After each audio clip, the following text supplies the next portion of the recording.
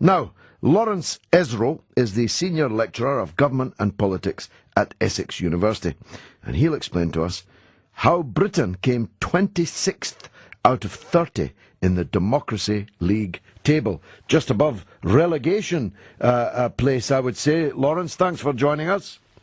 Hello, George.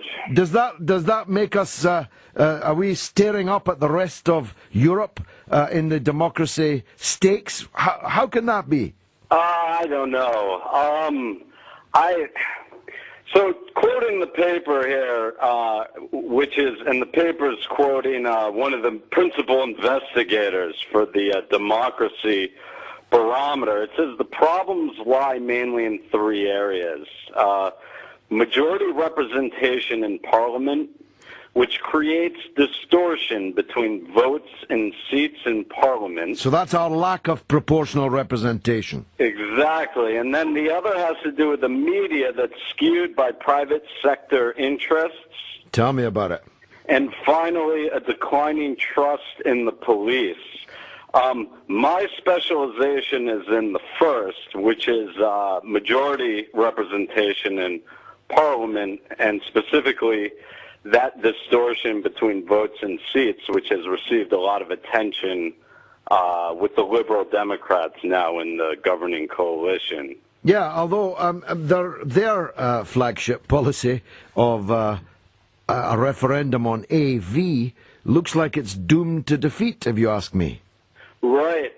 That's what people think, is that it probably won't pass. If it does pass, it would be a move towards proportional representation. A very minor one, though, isn't it, Lawrence? Very small one. Very small, yes. From what some of my colleagues' research has been showing.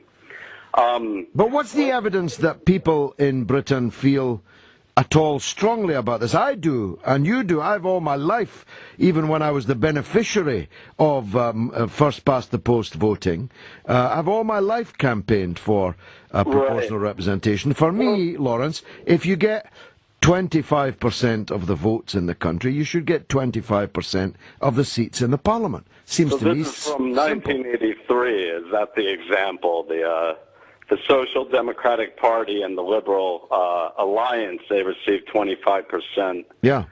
Yet only 3% of the seats in the House of Commons. It's grotesque. Well, I think this is definitely the major. This is the major knock about systems that feature first-past-the-post electoral systems. In their defense, they've been associated with better accountability than PR or proportional representation systems like the Netherlands, where you may have several parties that are charged with governing, and it may be more difficult for citizens to tie the policy to any one particular party. I would, personally, I actually would.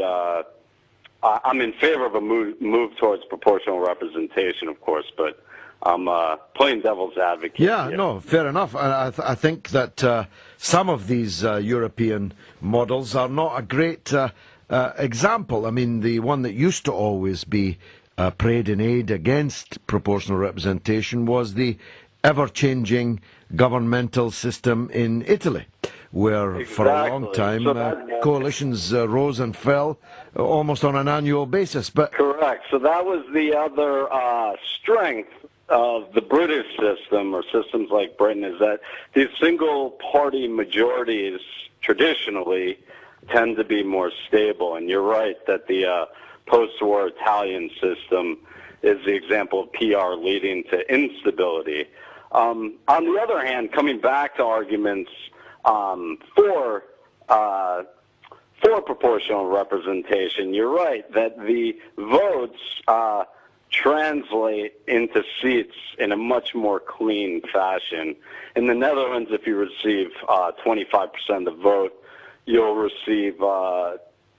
be allocated roughly that percentage of seats in the second chamber. And I think there's just something compelling or intuitively about that notion that these votes are allocated proportionally. It's also associated, when you have those sorts of electoral rules, it's associated with more parties that can compete as well. So this gives citizens within those countries more ideological choice, right? They could have well, now that would be a good thing, Lawrence. I'm all in favour of that. That's Lawrence Ezrow, Senior Lecturer of Government and Politics at Essex University, explaining to us the finding, remarkable finding, that Britain is fourth from bottom in a league of 30 in terms of democracy in Europe.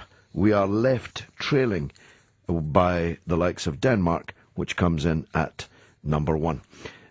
Null point for British democracy.